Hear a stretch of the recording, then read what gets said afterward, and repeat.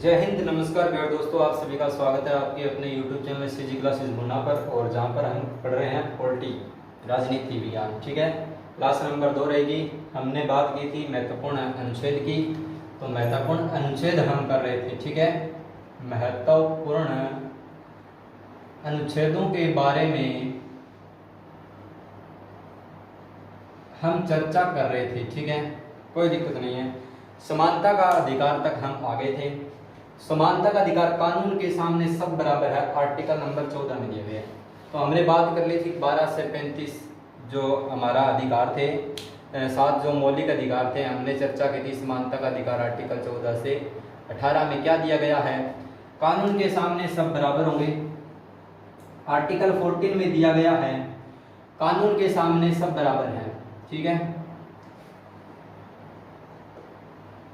कानून के सामने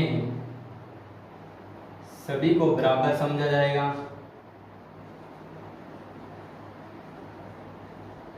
ठीक है, तो इसमें से थोड़ी सी मैं डाल लेता हूं मेरे हिसाब से। तो अच्छा, सभी को सही दिख रहा होगा, और कोई दिक्कत परेशानी आ रही है तो कमेंट बॉक्स में डाल दीजिएगा, कमेंट कर दीजिएगा। बाकी आपको पता ही है, आपका जवाब दे दिया जाएगा नेक्स्ट क्लास के अंदर। तो अब चलते हैं आगे। आर्टिकल नंबर 15 में क्या दिया गया है?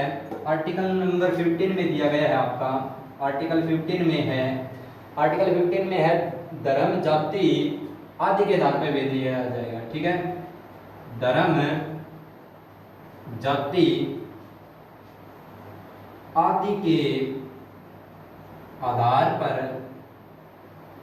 विभेद नहीं हो सकता। ठीक है, विभेद नहीं किया जाएगा भी। और इसी प्रकार से आर्टिकल 16 के अंदर क्या दिया गया है? अनुच्छेद नंबर 16 में दिया गया है कि सभी को, कोई भी जाति वर्ग का है वो, सभी को नौकरी पाने का अधिकार होगा। कोई भी व्यक्ति किसी भी जाति से संबंध रखता है, ये मायने नहीं रखता, उसको जॉब दी जाएगी। ठीक है, नौकरी का अधिकार यानी कि नौकरी में समानता, यानी कि सभी को समान जो भी है क्या होगा, समान कानून के आधार पर नौकरी दी जाएगी, जो भी उसके अंदर लिखा हुआ है। इसी प्रकार से आर्टिकल नंबर 17 में दिया गया है अस्पृश्यता अंत। ठीक है, अस्पृश्यता अंत, अस्पृश्यता, ठीक है, का अंत इसमें दिया गया है। और आर्टिकल नंबर 18 के अंदर दिया गया है आपका, आर्टिकल नंबर 18 में क्या है? उपाधियों का अंत, उपाधियों का अंत, उपाधियों का अंत। ठीक है, तो ये हमने यहाँ पर सीखा आर्टिकल नंबर 18 में। स्वतंत्रता का अधिकार की बात कर लेते हैं अनुच्छेद 19 के अंदर। स्वतंत्रता का अधिकार आर्टिकल 19 में अभिव्यक्ति की आजादी दी गई है। आर्टिकल 19 में अभिव्यक्ति की आजादी का अधिकार है, यानी हर व्यक्ति अपने आप में आजाद है, कहीं भी आ जा सकता है भारत के अंदर। ठीक है, तो 19 की बात कर रहे हैं हम, आर्टिकल 19 की। तो यहाँ से साफ कर लेते हैं। ठीक है, थोड़ा सा इधर चलते हैं इस साइड में। तो आर्टिकल 19 की बात कर रहे हैं। आर्टिकल 19 के अंदर क्या आ गया? आर्टिकल 19(1) में हमने देख लिया। आर्टिकल 19(1) में क्या है?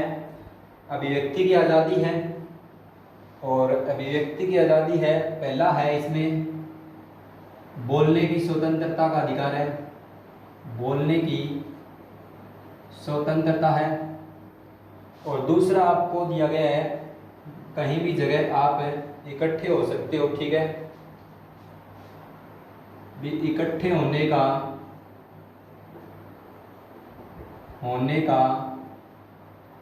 की आज़ादी है। 5-6 व्यक्ति इकट्ठे हो सकते हो। ठीक है, भी गुट बना के इकट्ठे होके मतलब कोई भी क्या है आंदोलन वगैरह, शांतिपूर्ण आंदोलन वगैरह कर सकते हो, या फिर कहें कि कोई भी समूह बनाकर आप किसी भी बात पर वार्तालाप कर सकते हो। तो आर्टिकल 19 के 2 में इकट्ठे होने की आज़ादी है, ठीक है। स्वतंत्रता के अधिकार है, ये 6 स्वतंत्रता के अधिकार है। इसमें देखो आगे तीसरा कौन सा है, तो इसमें तीसरा है सभा व समूह बनाने की स्वतंत्रता। सभा व समूह बनाने की स्वतंत्रता है। इसी प्रकार से चौथा जो हमारा स्वतंत्रता का अधिकार हमको दिया गया है, घूमने की आज़ादी है। कहीं भी घूमने आ जा सकते हैं हम, कहीं भी भारत के अंदर, ठीक है, घूमने की आज़ादी है। और पांचवा हमारा स्वतंत्रता का अधिकार क्या कहता है कि भारत में निवास है उसका, भारत में निवास होगा और स्वतंत्र भारत में निवास तो करेगा, भारत में रहे तो, ठीक है। ये उसका स्वतंत्रता अधिकार है, यानी कि वो स्वतंत्र है, भारत में जहाँ चाहे वो निवास कर सकता है अपने बलबूते पर, ठीक है। और आजीविका का अधिकार है, आजीविका कमाने का अधिकार है, ठीक है। इसी प्रकार से हमारे स्वतंत्रता का अधिकार जो समाप्त हुआ। अब बात कर लेते हैं अनुच्छेद 20 की। आर्टिकल 20 में क्या कहता है, आर्टिकल 20 हमारा कहता है कि अपराध दोष सिद्धि के संबंध में संरक्षण है। अपराध दोष सिद्धि यानी कि अपराध घोषित कर दिया गया, उसके संबंध में